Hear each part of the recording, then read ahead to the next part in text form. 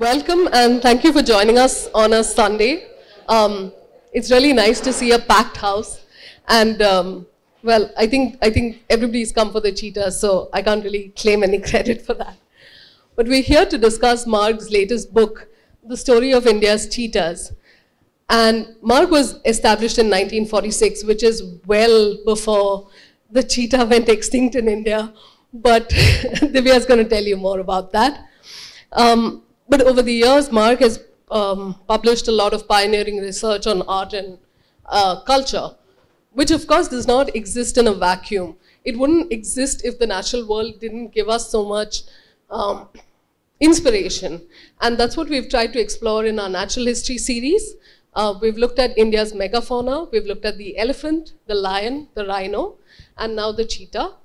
And we've looked at how humans have been fascinated with animals right from the beginning.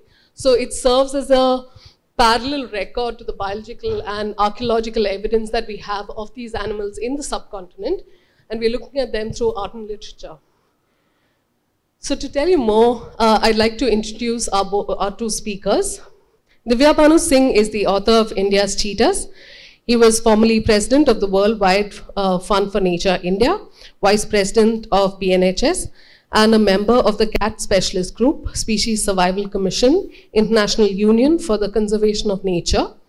He was a member of the National Board for Wildlife from 2008 to 2013 and on its standing committee. He was also a member of the expert group which drafted India's National Wildlife Action Plan 2017 to 2031, and also on the Government of India's Cheetah Task Force for the Animals Reintroduction, which you've heard so much about already. Bachi Karkaria is a senior journalist specialized in urban change and popular health, a popular columnist, best-selling author, LitFest curator, and media trainer. She was the first Indian board member of the Paris-based World Editors Forum and is a Jefferson Fellow for the East-West Center, Honolulu. Her books include Capture the Dream, The Many Lives of Captain C.P. Krishnan Nair, In Hot Blood, The Nanavati Case That Shook India, Dare to Dream, a biography of M.S. Oberoi, The Cake That Walked on Fleury's, Kolkata's iconic tea room, Mumbai Masti, and a collection of her columns, Erratica and Giving Gyan. I'd also like to take a moment to give a special thanks to our partners, BNP Paribas and IFBE, who are hosting us in this beautiful space on this Sunday morning. And to tell us a little more about BNP's cultural endeavors is Mr. Sanjay Singh, Head of Territory and CEO of BNP Paribas India. May I invite you to say a few words? Thank you very much. Good morning, everyone. And thanks a lot coming here on Sunday morning. And we as a banker coming out on Sunday morning from whom only Cheetah can bring us out. So we, BNP Paribas, largest European bank, are the association with the Marg since 2017. And we are proud to be associated with the publication which is helping to promoting to the book, like which is on the particularly protecting the animals. And I would like to, of course, congratulate Mr. Divyabhanusinh for his release or re-release of the book. And timing-wise, it is definitely very good when the country also trying to restore the cheetah across the country. So thanks a lot. And yes, thank you, everyone. That's it from me.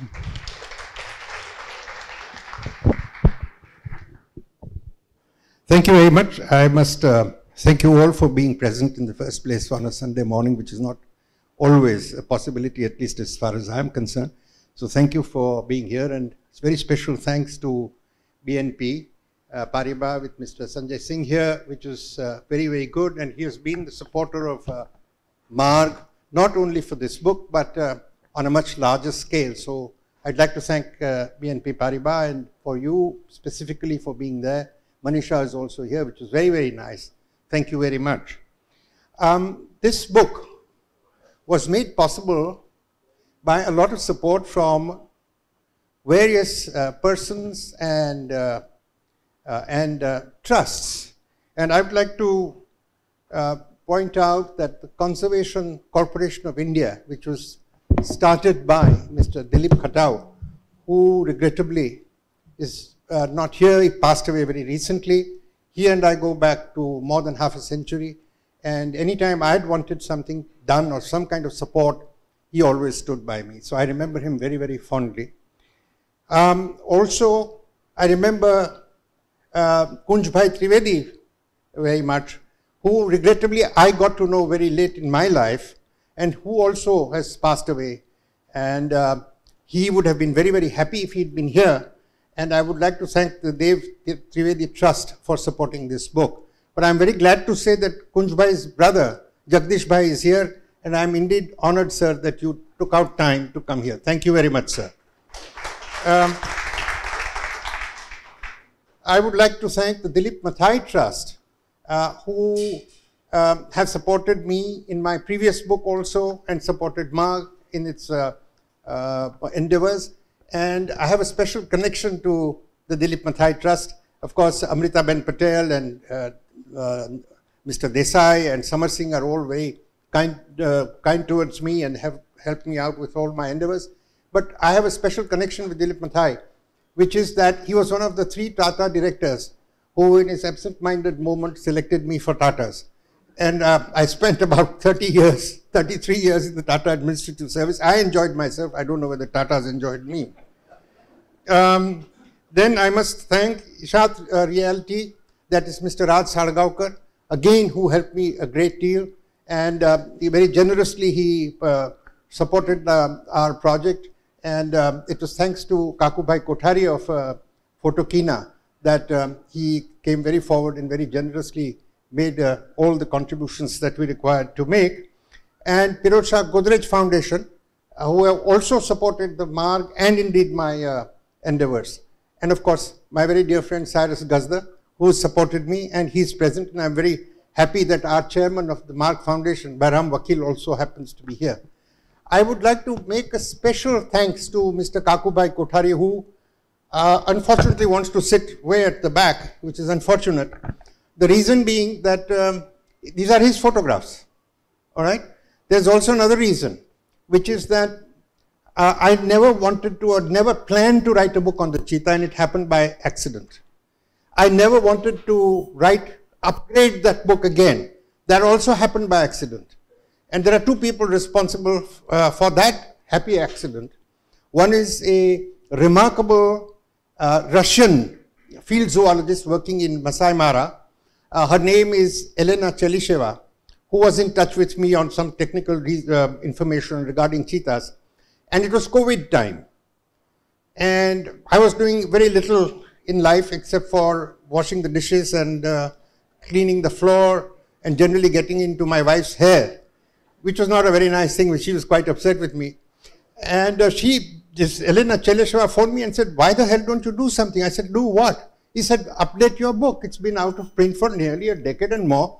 Why the hell don't you use this time?" So I said, "Yeah, but who the hell is going to support it?" And it was Kakubhai who came forward and said, "Look, don't be silly. Get down to it. Start writing, and support will materialize on its own." And that is exactly what has happened. And that is the result. This book has come. And I would really be very happy if it is the second best book on the cheetah ever written. The first best book on the cheetah would be written if only a cheetah could write. Thank you.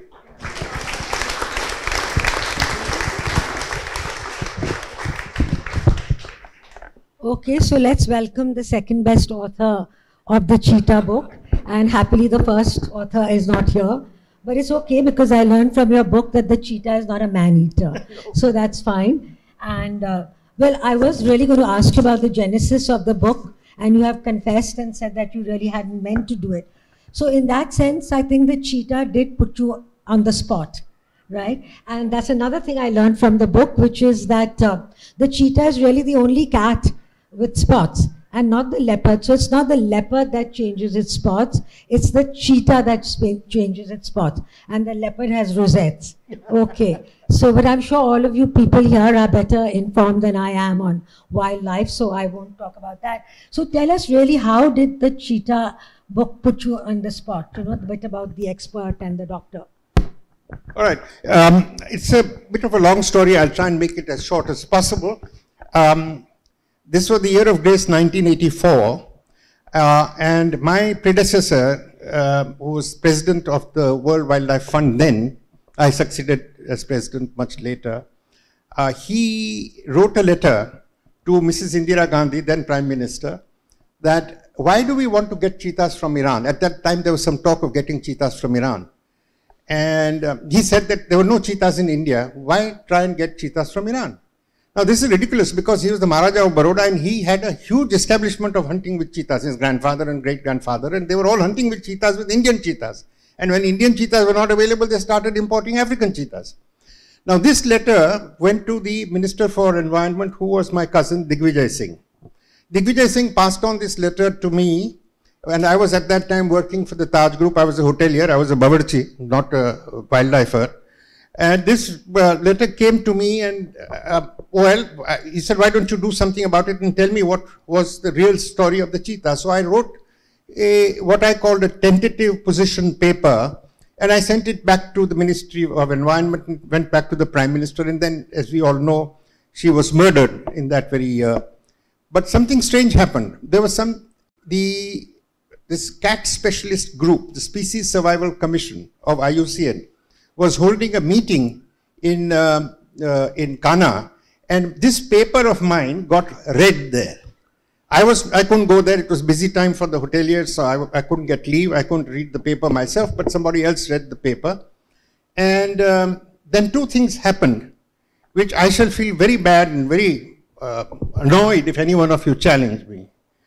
One was that this paper got circulated all over the world, and people started calling me an expert on the cheetah when I had never seen a cheetah in my life, at least in the wild.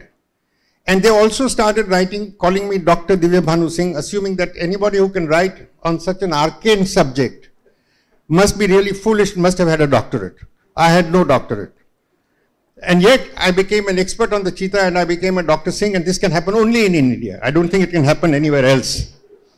So this really got my goat, and I enjoyed my notoriety, let me confess. But then I said, look, this can't go on, this has to stop, because after all, at the end of the day, I don't want anybody to call me a charlatan. So I started looking at the texts where I could find the cheetah. So I found experts in Sanskrit in Pune. I found only one person in all of North India who was an expert in classical Greek and Latin. I found, of course, experts in Indo-Persian, the Persian which was used in India during Mughal period and later, which is not used in Iran even today. And I found people who could translate texts for me from Urdu into English and so on, from Marathi to English also, but Marathi I know, but even then I needed to go to experts who would translate these texts. So very laboriously, I sat down and translated each and every text from the original classical Greek, original classical Sanskrit, original classical Persian, and sat with these experts, found the cheetah, and I managed to write the book after an effort of 10 years. And that book unfortunately went out of print, as I said, for about 10 years ago, around 12 years ago. And I already told you how I ended up by writing the revised version of the book. So this is the story. But then how did you get your doctorate? Oh, well, that was another story. So I went to my old university, University of London, and I said, look, I've done this research on the cheetah, and you have the system of taking students as external students. since I am a graduate, or rather a postgraduate research fellow from School of Oriental and African Studies, but they have a bureaucracy which is bigger than our own. And after all, we learnt bureaucracy from them, so I was not surprised. So they said, no, we can't do this. You have to do the research afresh, and you have to find a supervisor. But I said, on this subject, I don't think there is a supervisor. So, except for the cheetah, perhaps, yeah. So they hummed and hawed, and they wouldn't allow me. So I went back to my Pune University. So I said, look, here you have a system whereby you can give a postdoctoral doctorate, D.Lit, post-PhD D.Lit. Now, Pune University, in its 50 years of existence, had not given more than 3 D.Lits by research. So they said, we don't know how you should apply. I said, but your rules say something, you let me apply according to those rules. So I applied to the University of Pune, and they applied, D.Lit is only given on published research. It's not given on unpublished research. You know, there is no supervisor, there is no nobody telling you what to write. So I submitted my research papers and this book that, by this time my book had come out.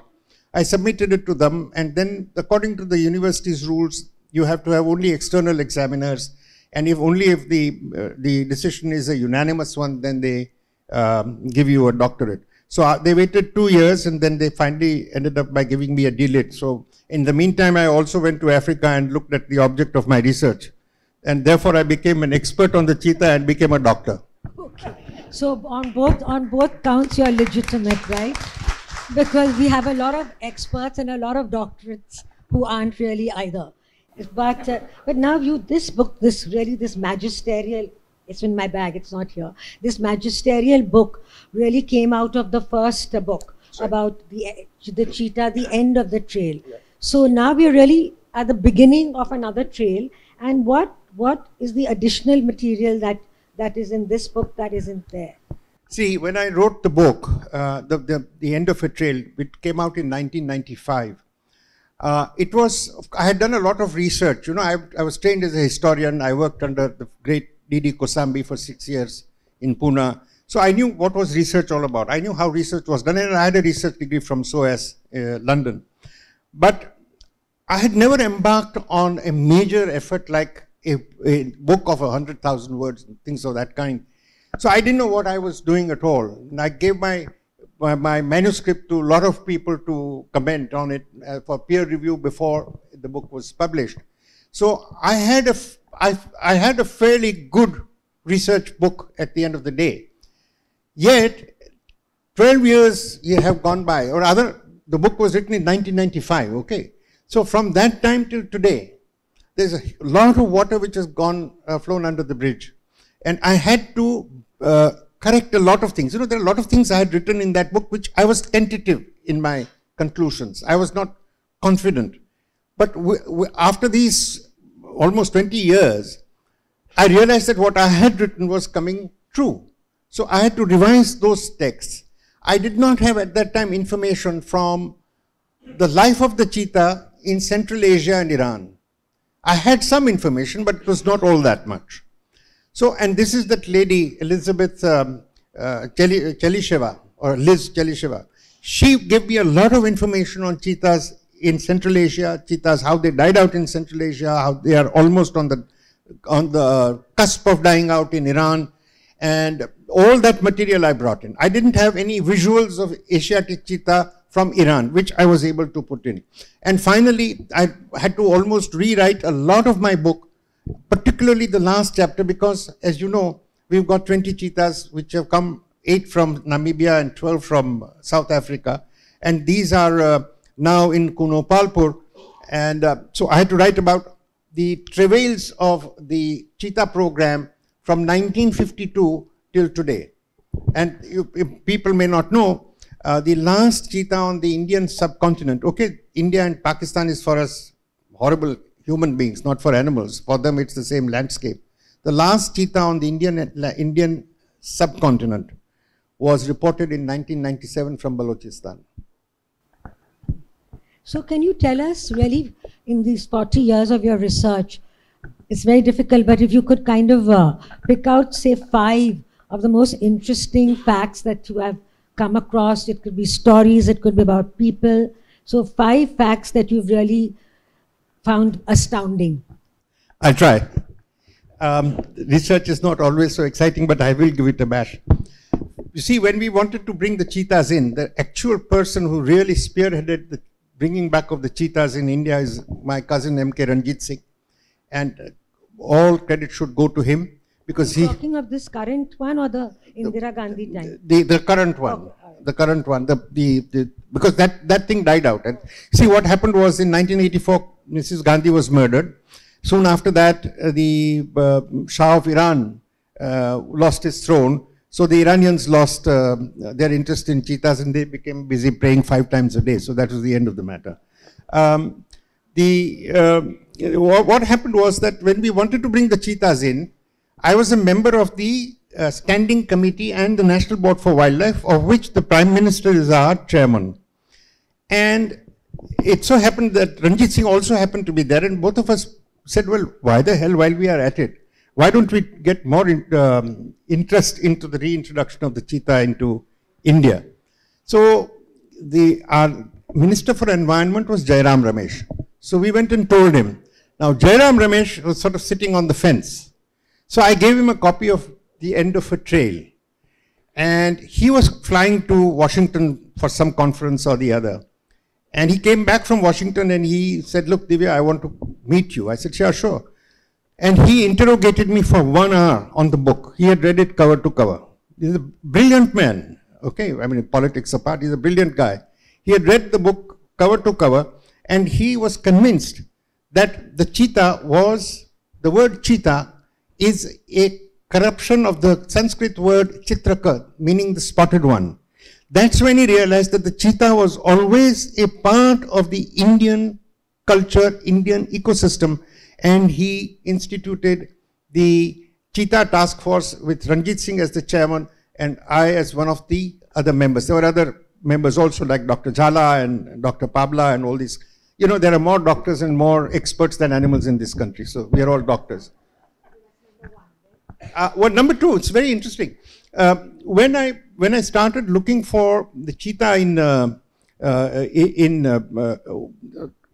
history, and I wanted to find out how cheetahs were trained, how they were tamed, how they were caught. And I came across a remarkable book. It's called Said-Nama-i-Negarin, which means an illustrated book. Said is for shikar. And it was written in a small state in central India, Ajaygarh. And this book is just not available. It was my cousin brother, Jay's father, the late Maraval of Masda. He gave me a copy of this book. He had it. And I was able to translate, and I was amazed at the detailed information that was mentioned. It's going to be a question. Okay, fine. So I'll not go there. All right. Okay. So that was another interesting thing. But the third most interesting thing I'll tell you, which not many people know, one day my wife and I were sort of eating lunch, and the telephone rang, and the servant said, sir, somebody is talking to me in English. I can't understand what he's saying. Will you take the call? I said, yeah, sure. So I took the call, and there was this, I said, he asked me, are you Divyabhanusinh? I said, yes. I said, who are you? He said, I'm Dr. Craig Hargate, a psychologist. And he said, I want to learn everything that you know about cheetahs. So I said, fine, but so come and have a drink with me this evening. He said, no, I'm speaking from Sheffield. I said, what? He said, I'm speaking from Sheffield, and I want to come and see you. So I said, you must be mad about cheetahs. He said, yes, I'm mad, but no more mad than you are. May I come? So I said, yeah, come. So he came and spent 2-3 days with me. And I told him whatever I knew about hunting with cheetahs and so on. And I said, look, let's be very clear. I have never hunted with cheetahs, because by the time I grew up, that sport had died out.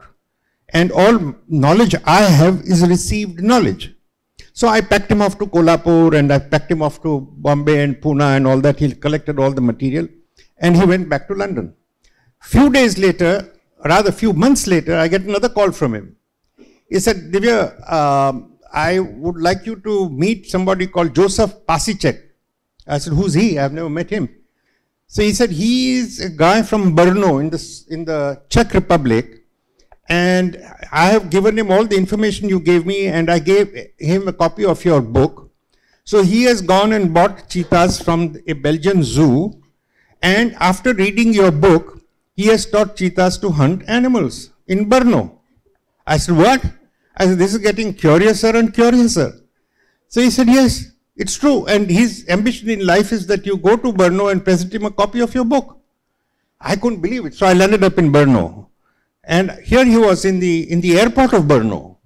And he had these cheetahs in the airport, and he was hunting rabbit inside the airport in Brno.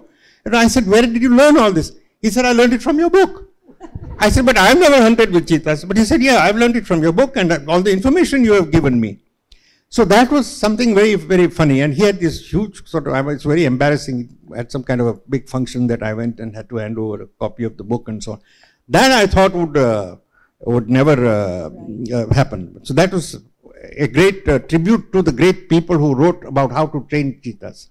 You want to say one more, or can I come to Please. this? No, your fifth point I was have missing. so many. Okay, all right. No, so this was really the most fascinating thing that I found about the book, which is something that that I didn't know, that during like the British and then of course the royals in this hall were the ones who kind of hunted the cheetah. But in the Mughal times, the cheetah was part of the hunting party. You know, the way that hounds are part of the foxhound party.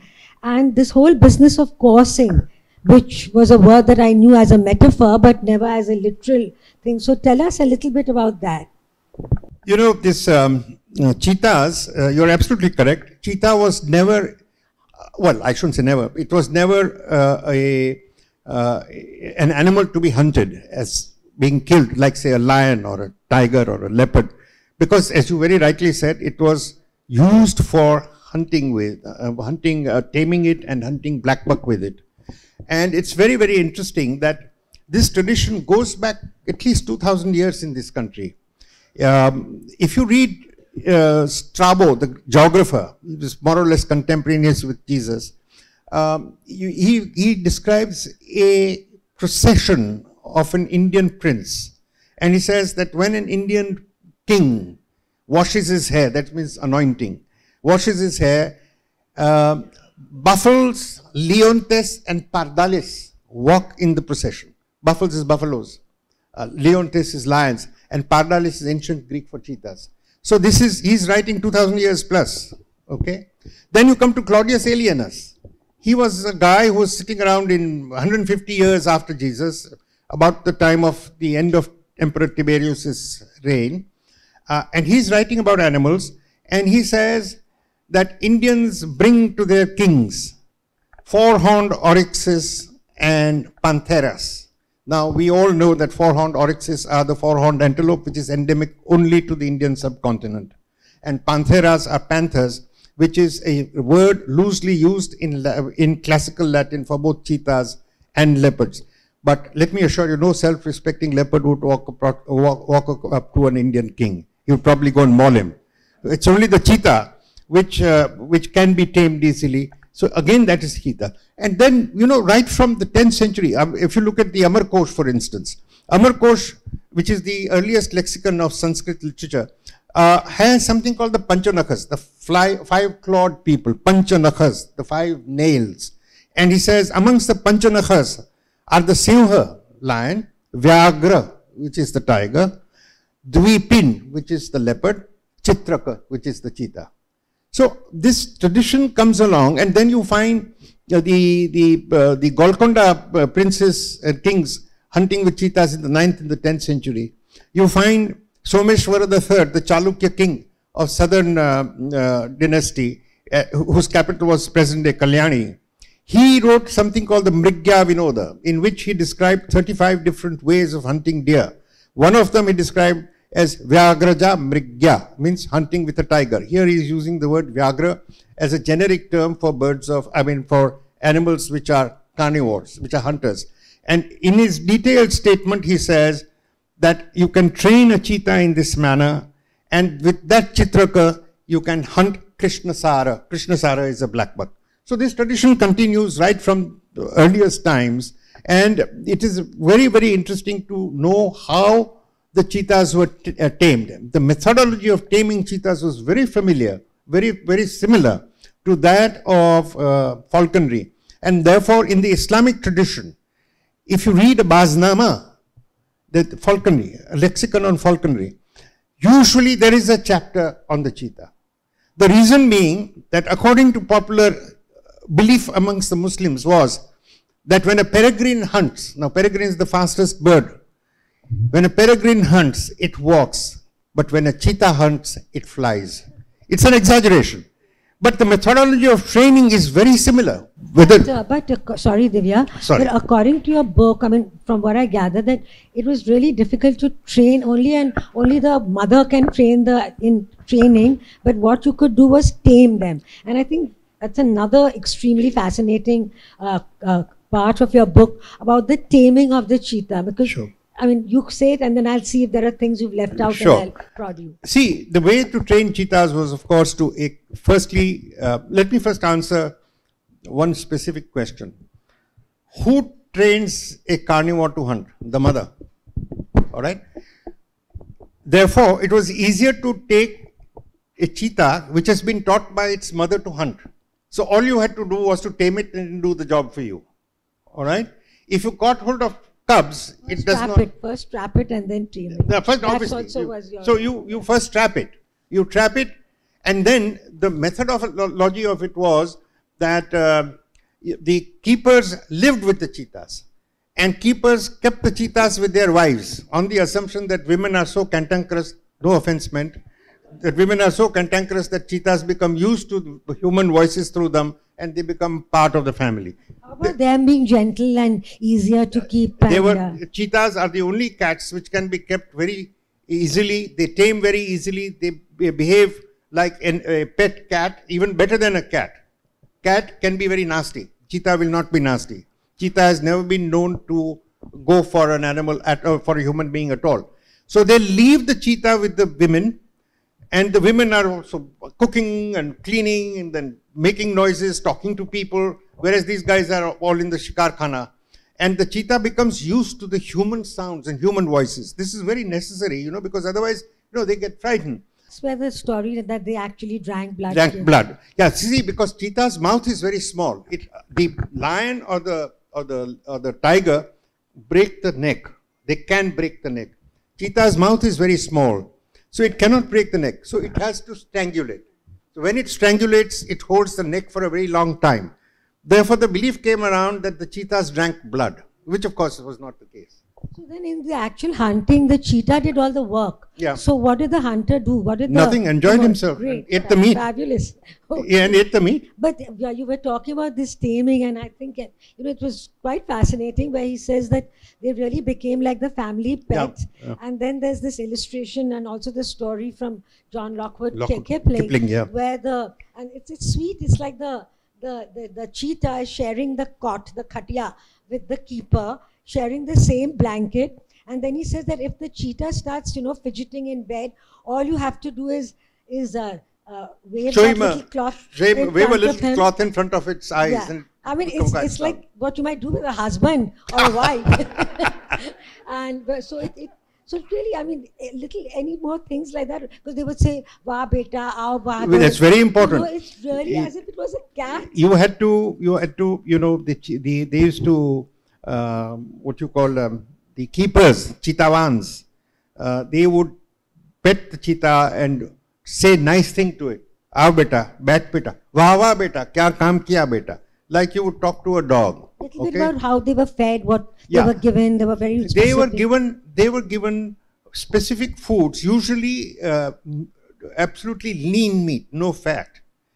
But more than feeding, it's very important for a cheetah to run every third to fifth day.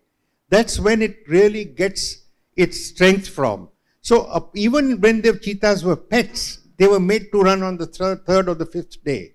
That's what kept them going. That's what brought out the juices in them and the capabilities to hunt. Because if you fed them at home, I mean, like if any one of us, we are all used to sitting on a table and eating food. If we were sent to the jungle, we'll die of hunger, right? So that sort of thing happens to the cheetah also. So you had to make him run and you had to make him sing for his supper, as it were. Otherwise, it would not be able to hunt. And they had these whole cheetah khanas. That's and right. what would be like the maximum number of cheetahs that... Okay. Bhavnagar state, I'm told, had at one point of time about 12 cheetahs. I have a photograph which is in the book of the Kolhapur state where there are 11 or 12 cheetahs standing in the cheetah khana with the keepers. Kolhapur had a great tradition of cheetah hunting, and they had at one time 35 cheetahs in their cheetah khana. And you have another quote from the Shikarnama where it says that there are these several traits of the cheetah which humans would be well advised to learn. Can you cite them, or shall I give you the book? No, I've got the page number marked. I'll cite 2 or 3 of them. This is a Shikarnama from the Golconda kingdom. It is of the 11th century, and it describes what are the traits of the cheetah. And in order for you to understand those traits of the cheetah, he says these are the kind of traits which human beings would benefit from understanding. It would make him a more successful human being. I won't say a better human being, but more successful human being. One of them is, it says, is that when a cheetah hunts, he keeps quiet and doesn't go after a cheetah after its prey until he's absolutely certain that he'll get it. So what's the lesson to be learned? Don't do anything unless you can be absolutely sure that you will succeed in that thing. The second thing he says is that, he says 4 or 5 different things, but what I remember offhand, he says that the cheetahs behave in a very particular manner, which is that they do not hunt on their own until their keeper tells them to hunt. Only then it will go and hunt. Now, I don't think this is true, but that's what the lexicon says. What is the lesson to be learned? Don't do unnecessary things unless you are absolutely certain of what you want to do. And then he says that if you've hunted 2-3 times in a day, then don't waste your time. The cheetah says, I don't want to hunt anymore. What does that mean? Tell you that don't waste your energy on something useless. So, he's comparing human beings, or what human beings can learn from the traits of a cheetah. According to me, this is really to teach the cheetah walas how to train them and what to expect by way of behavior of the cheetahs. This to me is very important, rather than the other way around. Okay, fine. All right. You've got these spectacular paintings from the Mughal area. For me, the spectacular paintings from the Mughal area, which after all, it's a Marg book, so you do expect it to have a lot of art in it. And when you can combine art with wildlife, then it's like something awesome. So did you kind of get a specialist to curate them, to collect them? Or, there's this vast body of work. How do you pick out 30, 40 of them? And where do you find them? Is that because you're the expert? No. There are bigger experts than I am, and real experts. I'm only an interloper. There are 62 paintings which have full cheetahs in Mughal period painting, 62 paintings. And my guru in Mughal art is Dr. Ashok Kumar Das, the great Mughal art historian. He and I were contemporaries at SOAS, and then later on, while I was posted in Jaipur, he was director of a museum in Jaipur. He actually sat down with me and we examined these 63, 64 paintings, and we learned what was the life of the cheetah at the Mughal court. Of course, Aini Akbari and Tuzuki Jahangiri, Iqbal Nama, all these are great Mughal period documents and give you a lot of information about cheetahs. But cheetahs, what they meant in the local, what it meant really at court, that comes out from the paintings. And Ashok Kumar Das really helped me locating these paintings. Otherwise, I wouldn't have known one painting from another, frankly. He told me what is Mughal art, how representations were made, how the subjects were chosen, who did the hasyas, who did the planning of layout of the painting, who actually painted. All these things, frankly, I did not know, and I learned from Ashok Kumar Das, who I wish we could have been present here, but he's sitting in Shantiniketan. His son was supposed to be here, but I don't know if he has come. See, I learned, for instance, during Mughal period, if you want, shall I talk something about the cheetahs then? See, the Mughals were very fond of cheetahs. And they hunted, even before that, I mean, Firoz Shah Tughlaq, for instance, the Shikarnama-e-Firoz Shahi, if you read that, it's very clear that during the emperor's menagerie had so many cheetahs and caracals that it was difficult to count, okay? The umras of Sultan Razia Begum used to go out hunting with cheetahs around Delhi. But it is only during the Mughal period where paper becomes, this is very important, and most historians, not necessarily historians like myself, but historians of Indian art seem to forget or don't emphasize enough. It's only during the Mughal period that paper becomes available in great profusion, because the Mughals go around making factories at Sialkot, at Daulatabad, at Amer, and paper becomes very, very easily available. And therefore, painting acquires a whole new possibility, which did not, in my opinion, exist before the Mughals came. Of course, there was religious painting. Of course, the Tughlaqs and the Golconda dynasties and the Hindu kings painted. I'm not saying they didn't paint, but this brought a sort of quantum leap in painting at that time. And therefore, and there was another very interesting thing. When Humayun came back from Iran, the Shah of Iran all of a sudden had a bout of religion, and he gave a painting. And so his finest painters came from Iran. And those Iranian painters, like everything that happens in the subcontinent, got mixed up with the local culture and produced a new genre of painting, what we call today the Mughal art, or Mughal painting, which was very different from Iranian, and yet its roots are from Iranian painters. Now what happens is you have another very interesting thing, or very interesting accident taking place, which is, as you all know, Akbar could not read or write. It is believed he was dyslexic. And Behram Khan, his teacher, used to actually slap the fellow for being very playful and not reading and writing, not realizing that he could not read or write. And he never wrote anything. Nothing of Akbar survives in writing. And therefore, and Akbar also had a problem. He was ruling over a country whose people worshipped gods with 10 hands and 10 feet, and he didn't know what was happening around him. So he got an atelier to send them to Banaras, got hold of these people, got Ramayana and Mahabharata translated into Persian, called it the Razamnama. And the Razamnama, signed by Jahangir, Aurangzeb and Shah Jahan, is in Jaipur. Now this Razamnama is the Chronicles of War, which is Mahabharata. Okay? And because he could not read, it gave a greater impetus for his painters to illustrate what was written in that book. So that was another thing which happened. Now, apart from all this, hunting was a very important part of the Mughal lifestyle. Not just Mughal, but any kingly lifestyle, whether in India or abroad. I won't go into why the paintings and why the importance of hunting at courts and so on. It's a different thing by itself. The issue is that at the end of the day, a lot of these activities got recorded in painting, apart from writing. Emperor Akbar, according to Jahangir, his own son, had 1,000 cheetahs in his menagerie at one time. And he was a great hunter.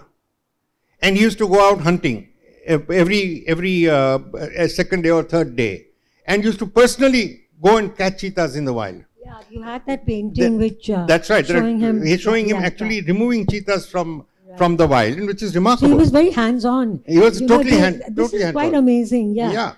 And one day he was out hunting and he got a message that his wife, Maryam Zamani, there was no quickening in her abdomen when she was expecting Jahangir. So Akbar went back and said, I will never hunt on a Friday again. It was a Friday on which this happened. And he went and prayed to Salim Chishti at Fatehpur Sikri and said, if I get a son, I shall name him after you. And he named Jahangir Salim.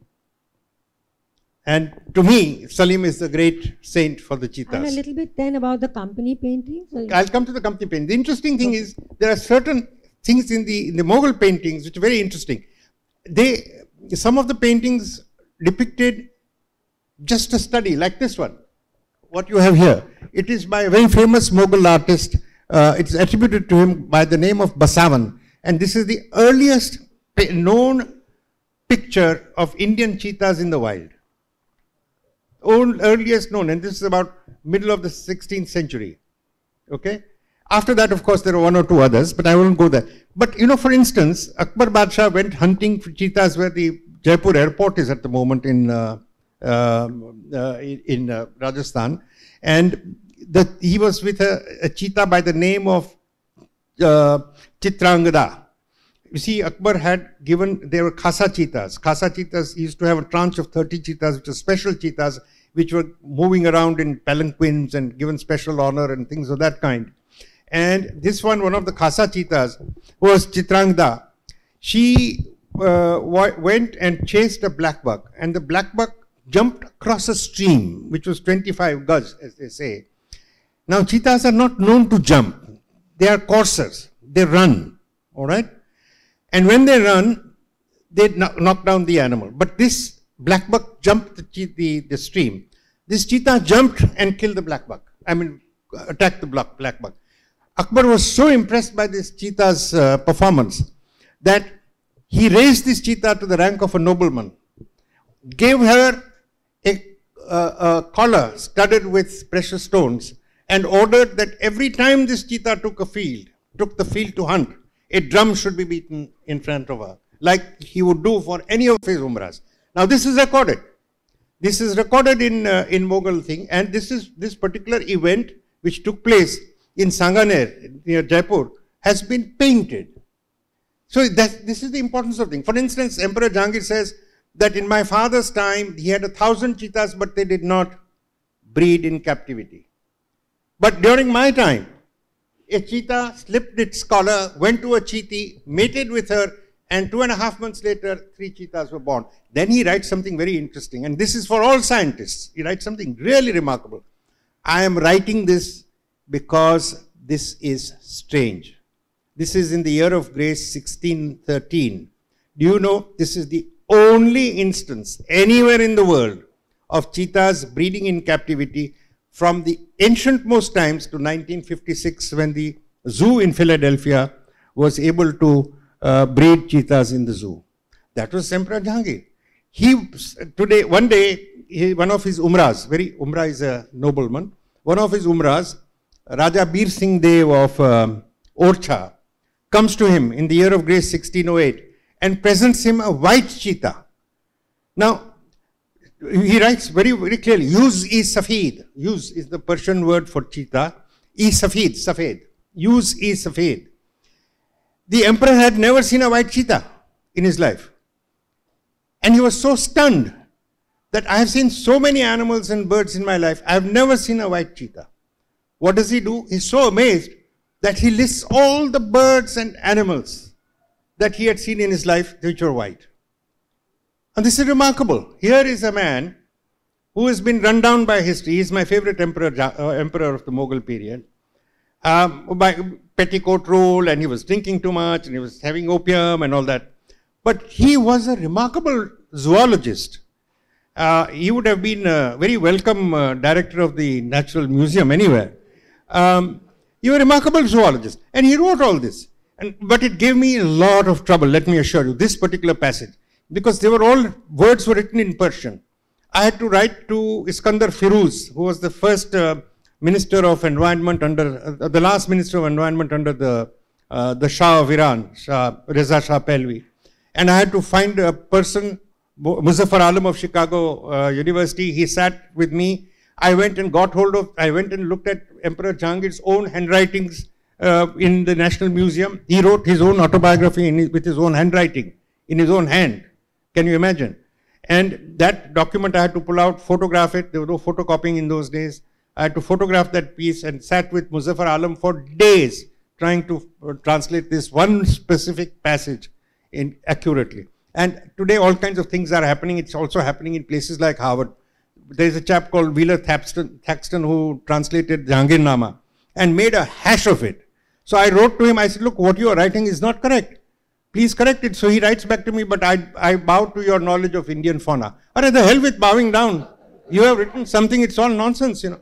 But this just goes on. Anyway, sorry.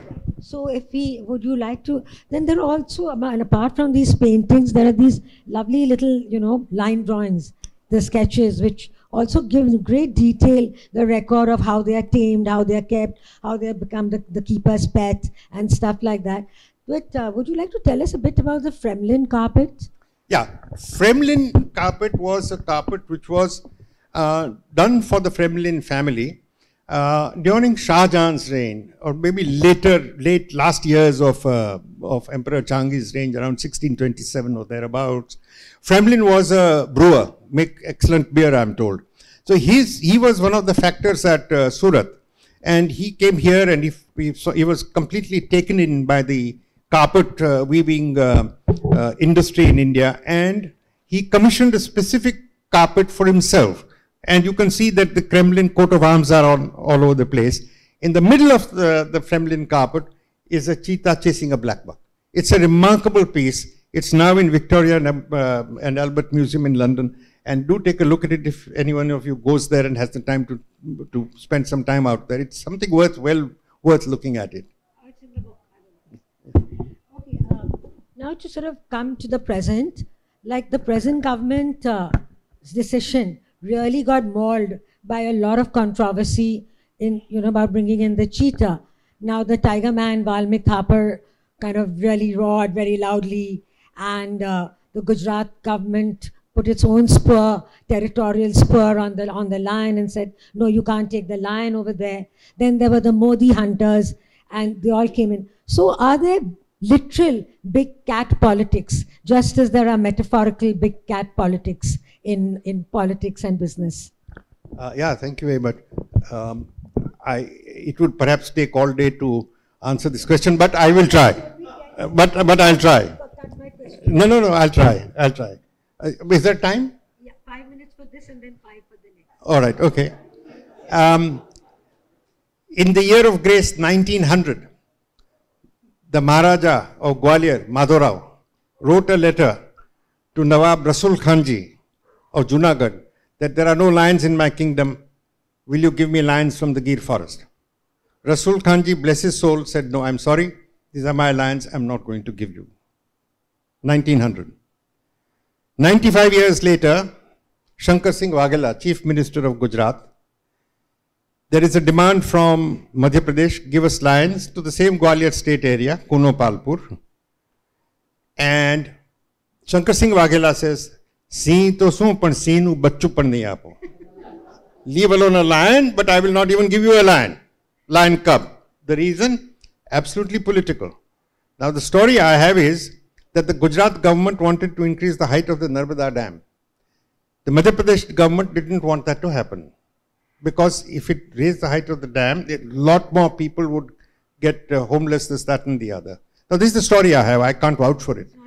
It's not in the book. But this is the reason why Shankar Singh Waghela said no. And Mr. Modi continues the great tradition of the Nawab of Junagadh and refuses to give any lions. This is the politics of the lion. Now coming to Mr. Valmik Thapar, I mean, I don't want to get into a tutu meme kind of stuff. Why not? He's not here, so. No, I wish he was here. In fact, I'll tell you a story. I was asked by India Today TV to go onto the TV and, NDTV asked me to go onto the TV program with Valmik Thapar. So I said, look, let's be very clear. If there is anybody who's going to sit on Mount Sinai like an Old Testament prophet and pontificate and give me the 10 commandments, I'm sorry, I'm not available. If he wants to debate with me, let him come and then we debate. So I didn't go. So Valmik is not here, but anyway, since you provoked me, I'll give you the answer. He wrote a book which was rather unfortunate. It's called Exotic Aliens. According to him, the theory is that there were no cheetahs and there were no lions in India, and that they were brought by human beings. He, unfortunately for him, not for me, unfortunately could not provide a single shred of evidence to show who brought them. Are we therefore to say that lions came up to Iran, cheetahs came up to Iran, stood on the border of India and Iran, or Pakistan now, looked at India and said, hey, we don't like the food there, let's go back. No, obviously not. Yes, lions and cheetahs evolved in Africa, there is no doubt about it, and they radiated out. So if that is exotic aliens, then I'm afraid Mr. Valmik Thapar and I are also aliens, because we are all children of Lucy. In Africa, we are all from there. We didn't evolve here. Yeah, four-horned antelope evolved here, I agree. The black buck evolved here, I agree. The tiger evolved in China and arrived here. So even tiger is an exotic alien. Leopard is an exotic alien. And we are all exotic aliens. And you, sir, are exotic aliens more than us. Okay, all right. Seriously now, like, what would be the red flags you would raise for the Kuno project? The red flags, okay. The Kuno Palpur project is a very small first step in a very large program. Let me explain to you a little circuitously, if you don't mind. The effort to save the Asiatic lion started in 1879 by Nawab Sahab Bahadur Khan ji, followed by his son Nawab Sahab Rasul Khan ji, and followed by his son, the last Nawab, Mahabat Khan ji, then followed by the government of the United States of Saurashtra, then followed by the government of Bombay State, then followed by the government of Gujarat and the central government. 150 years later, we have today nearly 700 lions, whereas in 1900 it was believed that lions were in a terrible bottleneck and they would have died. So it's a program of 150 years. In 1952, the Chief Minister of Assam wrote a letter to the then Prime Minister Jawaharlal Nehru that the rhinoceros is practically extinct. Not my words, the Chief Minister's words. Rhinoceros is practically extinct in Assam. Today you have 4,000 rhinos in Assam. In 1972, when Mrs. Indira Gandhi started the Project Tiger, there were 1,823 tigers. I don't know how they come to these figures, because tigers are not soldiers. You can't line them up on a parade ground and say, give me your name, rank and serial number. It doesn't happen that way. But anyway, they came out with the figure of 1,823. Today you have something like 3,000 tigers. So rhinos took 70 years. Lions took 150 years. Tigers took 50 years. So what we have is a very small first step, and this is for the long haul. The program envisages that you first get 20 cheetahs, which we have, and over the next 4 to 5 years, you get about 50 cheetahs in all, and that cheetah population should radiate out of Kuno Palpur in other areas where they can then be shifted out, and therefore you have a working population numbers for genetic diversity which is large enough or diverse enough for the cheetahs to survive on a long-term basis. Now we've come successfully to the first step, and they were all very nervous, and of course now I'm no longer, I've been kept out of the government program, thank God. They asked me that what will happen when cheetahs come by plane, what will you do? I said nothing's going to happen, for God's sake. 200 cheetahs were imported by Indian princes between 1918 and 1945 or 47. All of them came after a choppy sea voyage from Mombasa to Mumbai. There were no tranquilizers, there were no antibiotics, and the cheetahs did very well, thank you. Nothing's going to happen to these cheetahs here. So they all arrived safely. We lost 2 cheetahs.